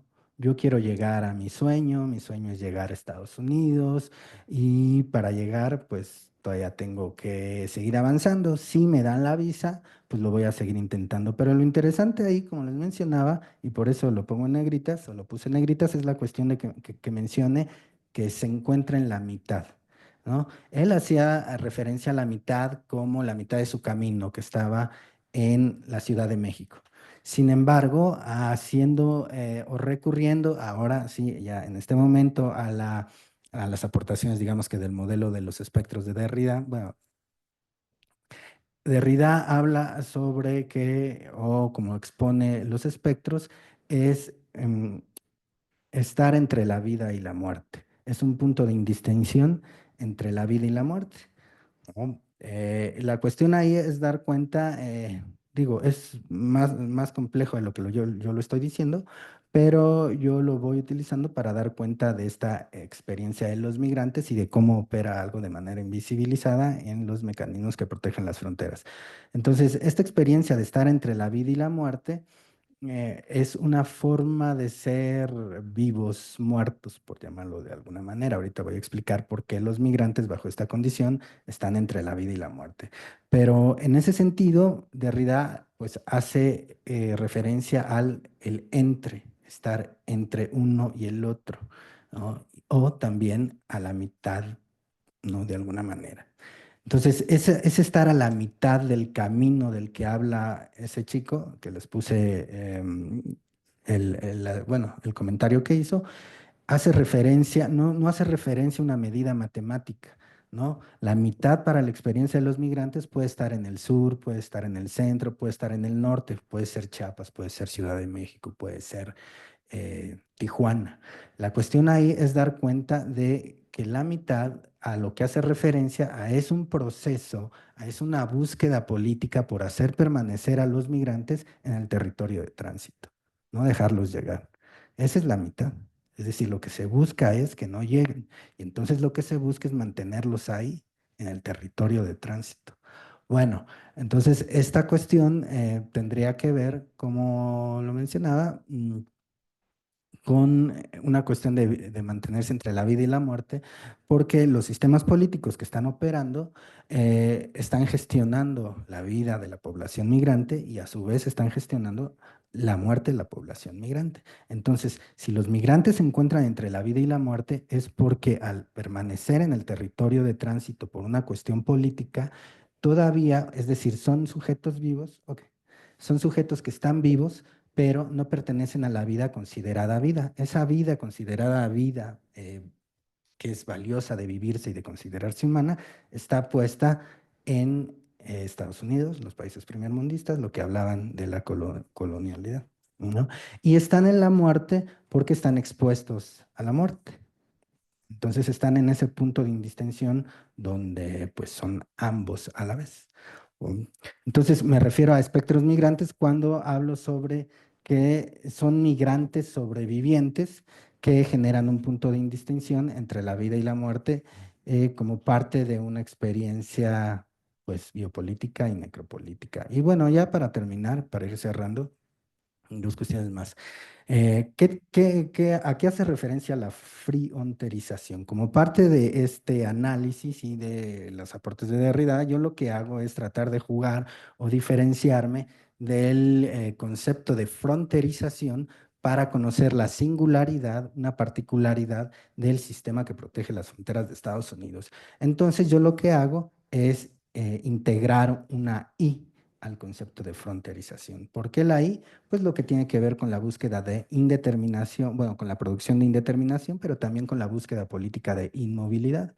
Y la coloco entre la R y la O, pues eso es más como parte de una intuición. Entonces, esto va a generar la palabra frionterización. Y luego le agrego un paréntesis porque hay autores que mencionan que un territorio de espera, estar en esa condición de espera, es un paréntesis en la vida de las personas. Pero también el paréntesis porque esa palabra, esa letra que yo le agrego no existe. La palabra frionterización no existe, entonces yo se la meto ahí como, bueno, de esa manera para diferenciarse. Y se forma la palabra frionterización, que genera un sonido característico que es el de frío, ¿no? Frío, ¿no? Si utilizamos el término o si recurrimos y si recordamos que estamos hablando de la política norteamericana también, ¿no? Hay un término en inglés que se llama freeze, y es el poder de inmovilizar, de congelar a alguien, ¿no? En este caso, congelarlo por tiempo indeterminado. Y luego esto va haciendo aparecer otras cosas, como por ejemplo en Estados Unidos, la Oficina de Detención y Deportación de los Estados Unidos, que es la que se dedica a detener a los migrantes, una de las que se dedica a detener a los migrantes, por sus siglas en inglés o su acrónimo es ICE, ¿no? ICE, que en español o traducido significa hielo. Y luego, ¿qué hace aparecer también esto? Bueno, los migrantes denominan a los centros donde se les detiene y donde los lleva estos policías, que se denomina ICE, por su acrónimo, hieleras, porque en esos centros de detención se les castiga a los migrantes con temperaturas bajo cero. Entonces, la cuestión a dar cuenta ahí es cómo se va vinculando y observando una política, digamos, perversa, en el sentido de que lo que se busca es congelar a los migrantes para que permanezcan en el territorio de tránsito, haciendo parecer, ¿no?, que se les está ayudando bajo esta mirada de derechos humanos. Bueno, eso sería todo. Y ese artículo, bueno, ahí hablo sobre esto en ese artículo, que se llama Migración Centroamericana en Fronterización. Lo pueden encontrar en internet si les gusta. Este más o menos toca ese aspecto que tiene que ver migración centroamericana y espectralidad. Y este que habla de la experiencia de los migrantes, que se llama Atrapados entre la vida y la muerte. Y bueno, eso sería todo. Muchas gracias.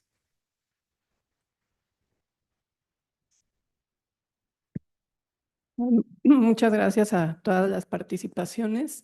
Tenemos unos 10 minutos para recoger comentarios y dudas que tengan. Si tienen algún comentario, pregunta, igual digan su nombre y a quién va dirigida para poder responderles. A ver, allá al fondo me parece que hay una.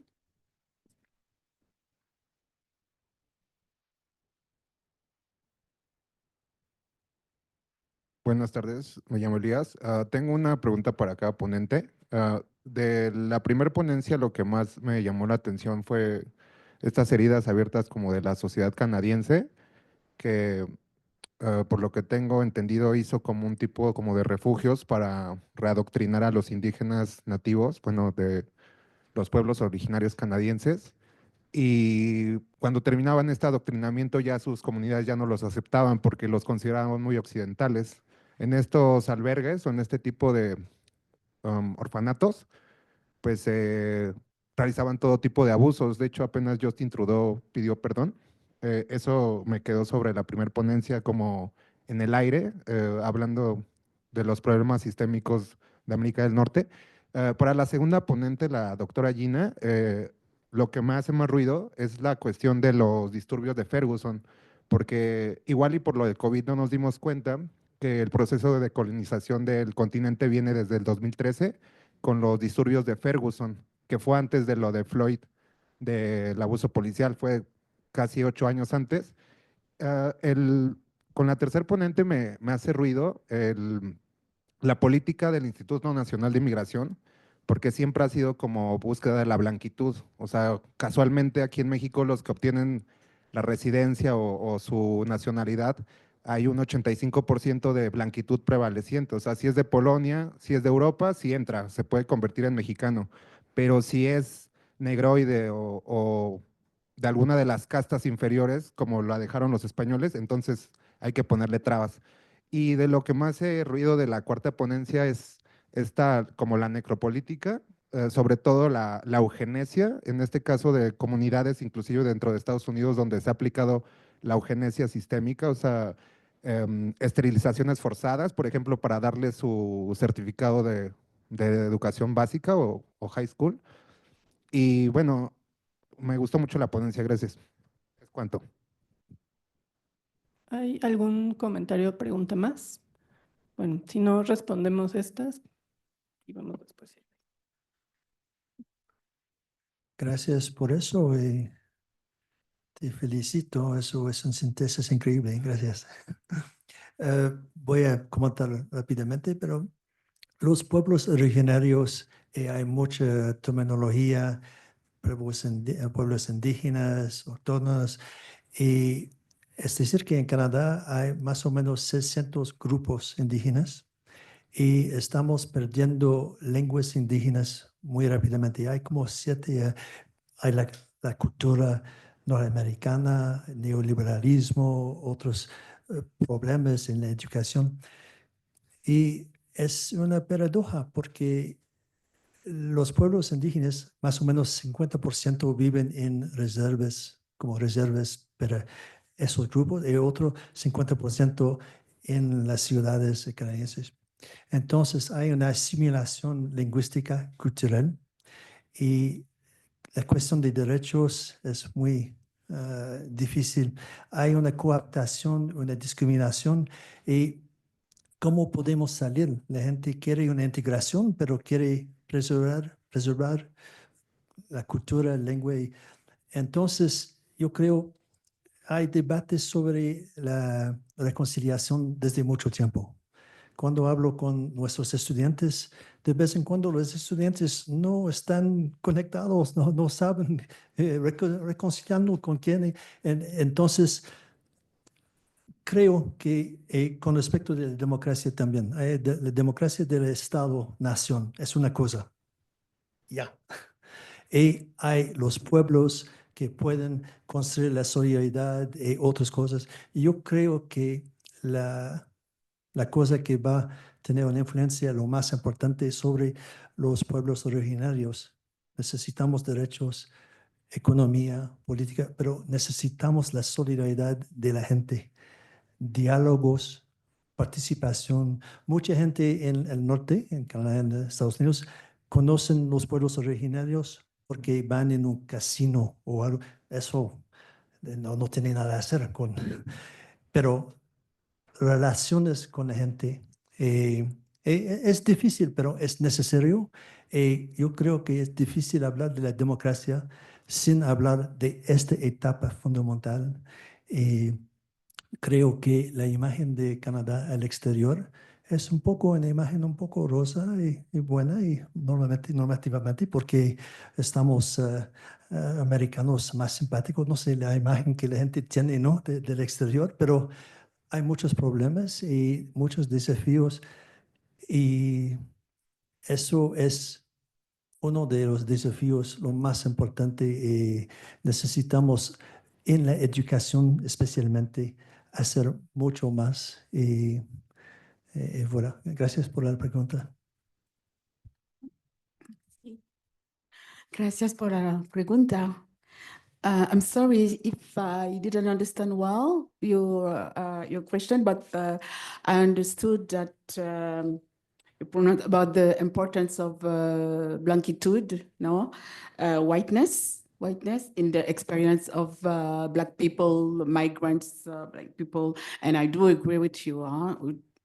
This is it. This is the elephant in the room. I think even if we don't say it, it's there. It's there, of course. And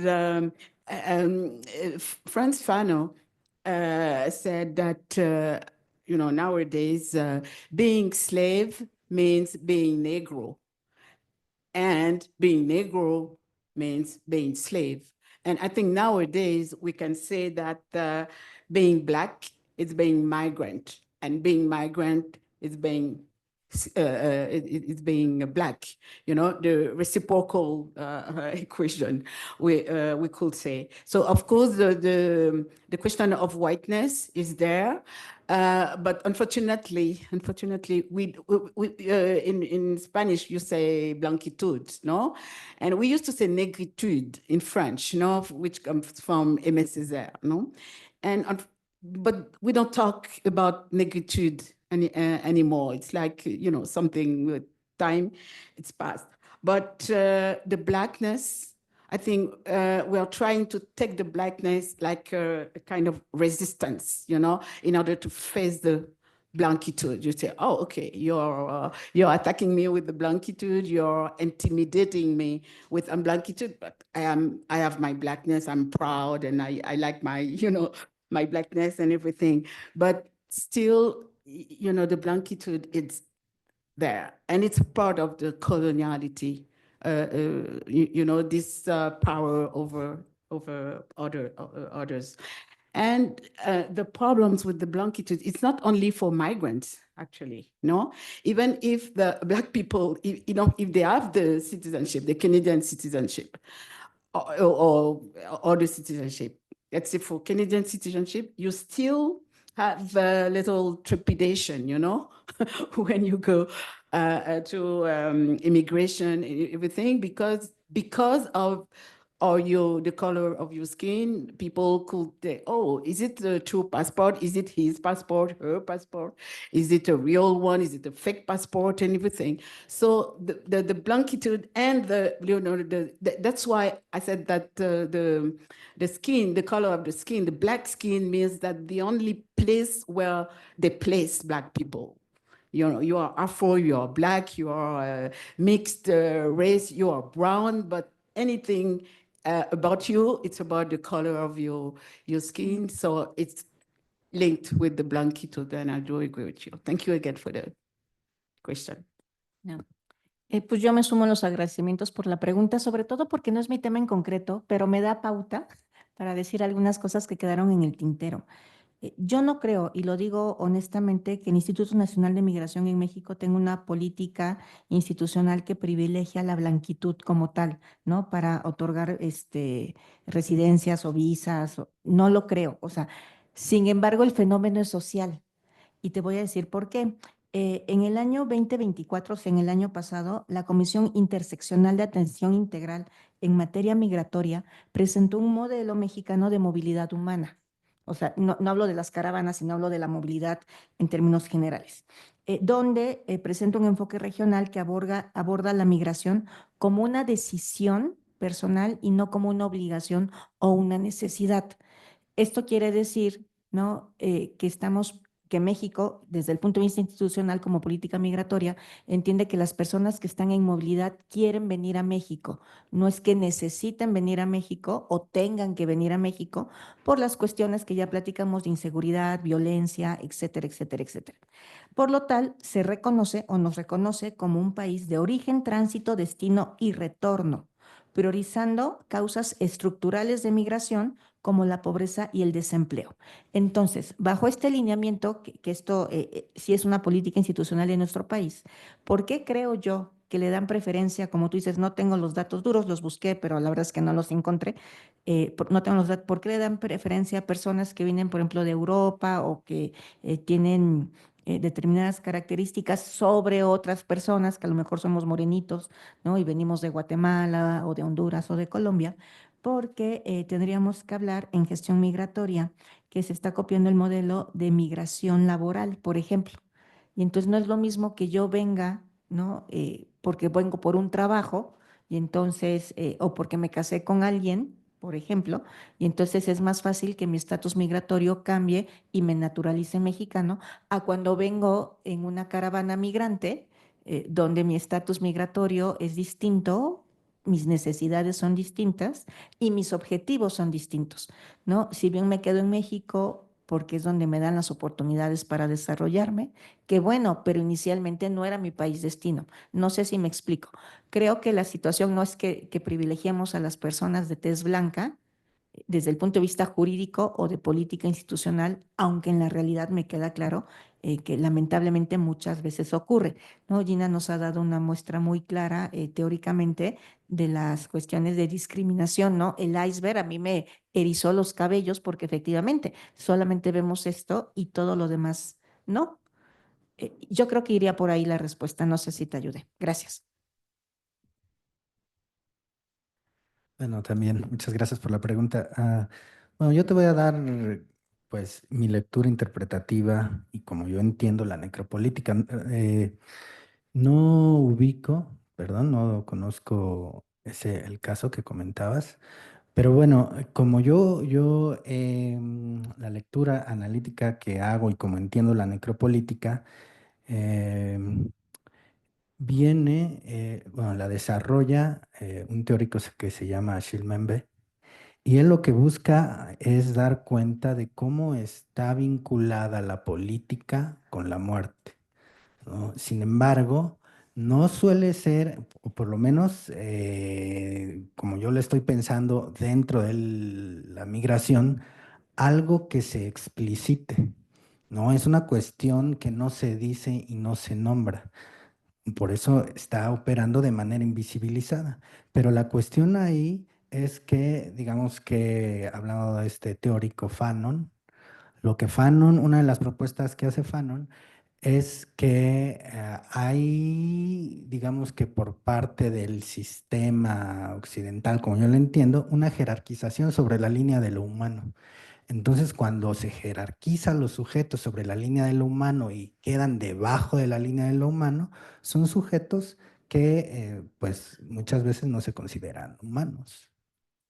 Y eso le baja el nivel de jerarquía a los sujetos y los hace prescindibles, ¿no? Y en ese sentido, son sujetos que están signados como población para ser asesinables de alguna manera. Pero como lo digo, eso no se dice así, no se dice estos sujetos merecen morir. Lo que sucede es que no se privilegia la vida de esos sujetos, en este caso como los migrantes. Es decir, hay algo operando que hace que los migrantes estén sujetos a el crimen organizado, ¿no? Porque bajo toda esta política que se despliega para evitar que lleguen a la frontera, lo que hace es exponerlos al crimen organizado, facilitar su secuestro, ¿no? Porque con la securitización, con los retenes, lo que hacen los migrantes es elegir otras zonas que son menos seguras para transitar y ahí y los pueden secuestrar, ya sea el crimen organizado o lo que aparece en distintos artículos es que inclusive hay policías que detienen a los migrantes y los entregan con personas del crimen organizado, ¿no? Entonces, ahí el gobierno, ahí la política no dice esta población, ¿no? Es desechable, es asesinable, pero de forma discrecional, de forma obturada, ya sea por acción, omisión o silenciamiento, hay vínculos de alguna manera que están facilitando que esa población esté expuesta a la muerte. No sé si me expliqué, pero bueno, sería esa la respuesta. Pues muchas gracias, se nos ha terminado el tiempo. Quiero agradecerles a las ponentes y a los ponentes por sus exposiciones, a quienes asistieron, muchas gracias. Y bueno, antes de concluir, me gustaría invitarles mañana a las mesas que tenemos. Tenemos una, a propósito de la que hablaban, manifestaciones culturales y testimonios documentales sobre las escuelas residenciales en Canadá, literatura y cine documental a las 10 de la mañana en el piso 13.